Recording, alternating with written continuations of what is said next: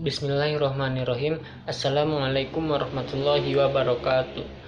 Perkenalkan, nama saya Abdul Aziz, NIM 11940300002. Kelas 4A, jurusan Manajemen Dakwah. Saya di sini akan menjawab pertanyaan ujian tengah semester mata kuliah Administrasi Dakwah.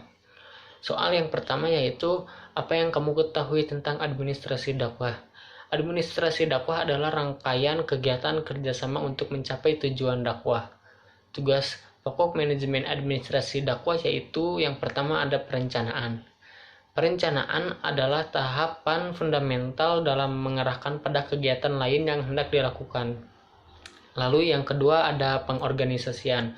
Setelah dilakukannya perencanaan, maka tahapan selanjutnya yang harus dilakukan adalah pengorganisasian pada keuangan, material, dan sumber daya manusia.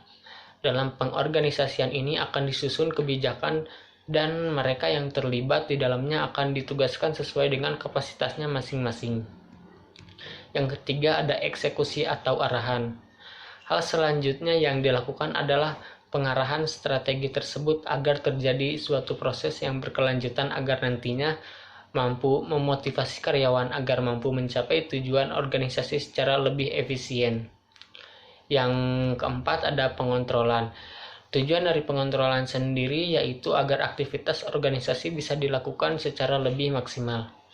Lanjut, soal yang nomor kedua yaitu jelaskan dari distribusi sumber daya teknis dakwah, karakteristik proses administrasi dakwah, tahapan proses administrasi dakwah, dan pentingnya proses administrasi dakwah dan contoh dari proses administrasi dakwah. Yang pertama, distribusi sumber daya teknis dakwah. Sumber daya teknis dalam proses administrasi dakwah yaitu ada 5. Yang pertama, materi dakwah atau madah al-dakwah. Materi ini meliputi bidang akidah, syariah, dan akhlak. Semua materi dakwah ini bersumber dari Al-Quran dan As-Sunnah. Lalu yang kedua yaitu metode dakwah, thoriqah al-dakwah.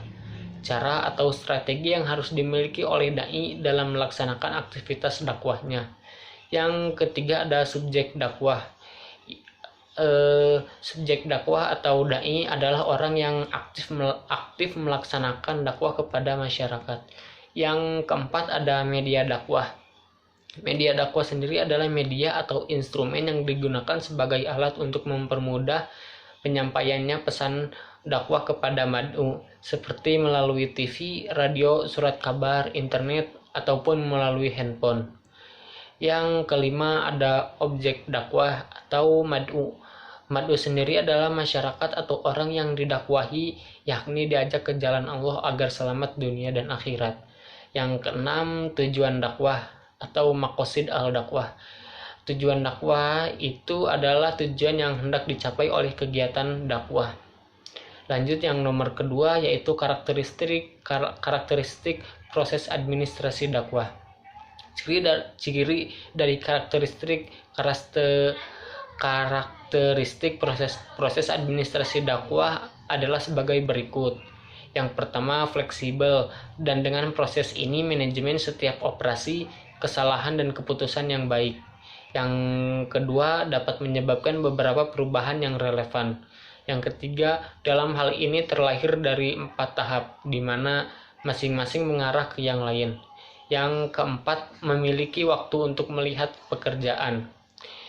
Lalu yang ketiga yaitu tahapan proses administrasi dakwah. Agar berfungsi, proses administrasi dakwah harus mengikuti tahapan penting berikut, yaitu perencanaan. Perencanaan ini terdiri dari meneliti, menentukan tujuan dan strategi yang akan digunakan, serta harus memperhatikan tujuan jangka pendek dan jangka panjang. Yang kedua yaitu organisasi. Dalam tahap organisasi, struktur kerja harus ditetapkan yang memungkinkan perkembangan ekonomi yang signifikan. Dengan kata lain, strategi yang diusulkan selama perencanaan ini harus diberikan kehidupan. Selama tahap ini, pimpinan organisasi atau lembaga akan menjadi sangat penting yang bertanggung jawab untuk mengarahkan tim kerja. Yang ketiga yaitu kontrol. Pengendalian dasar dari tahap terakhir dari proses administrasi dakwah, di mana hasil yang diperoleh harus diamati dan diukur. Di sini titik-titik lemah yang akan diperbaiki harus diperhitungkan dan keputusan yang diambil dengan baik harus diidentifikasi. Lalu yang keempat, pentingnya proses administrasi dakwah. Yang pertama, proses administrasi dakwah itu sangat penting karena merupakan dasar organisasi atau lembaga manapun. Yang kedua, jenis proses ini mengarah langsung pada bencana apa yang diusulkan, menghindari improvisasi dan membuat keputusan yang lebih akurat. Yang ketiga, melalui proses administrasi dakwah ini disediakan untuk mengarahkan organisasi atau lembaga ke masa depan. Keputusan terkoordinasi dan tidak ditentukan, hanya ditentukan juga dengan dicapai secara efisien. Yang keempat, dengan cara ini memungkinkan organisasi lembaga untuk bekerja dengan lebih aman dan lebih sedikit organisasi.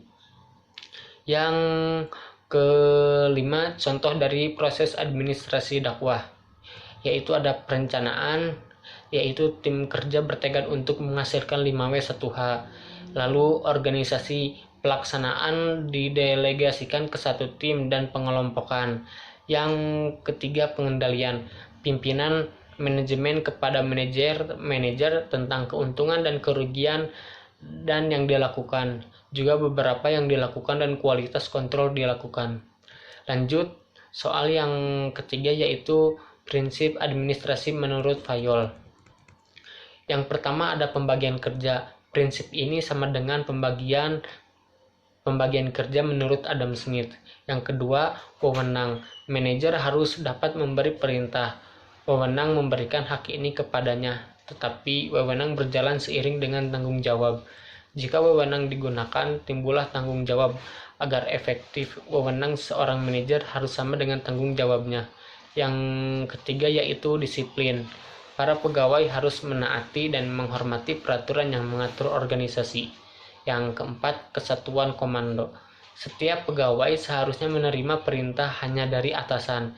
Yang kelima, kesatuan arah. Setiap kelompok aktivitas organisasi yang mempunyai tujuan yang sama harus dipimpin oleh seorang manajer dengan menggunakan sebuah rencana.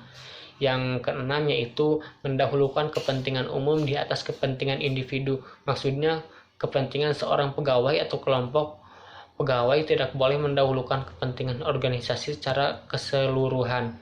Yang ketujuh yaitu remunerasi, yaitu para pekerja harus digaji dengan jasa yang mereka berikan. Yang kedelapan, sentralisasi. Sentralisasi ini merujuk kepada sejauh mana para bawahan terlibat dalam pengambilan keputusan.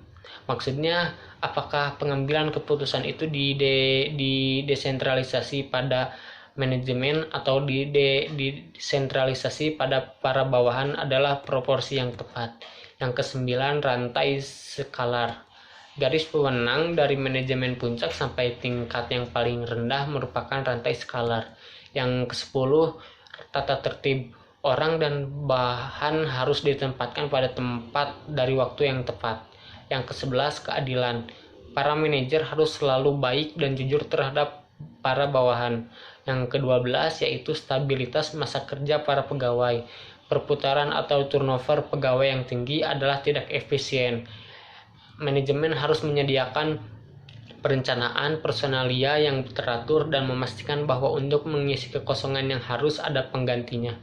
Yang ke-13 yaitu inisiatif. Para pegawai yang diizinkan menciptakan dan melaksanakan rencana-rencana akan berusaha keras. Yang keempat, spirit the corps, yaitu mendorong team spirit akan membangun keselarasan dan persatuan di dalam organisasi dari sebuah sumber buku. Sekian dari saya, mohon maaf bila masih banyak kesalahan. Wabillahi taufiq wal hidayah. Wassalamualaikum warahmatullahi wabarakatuh.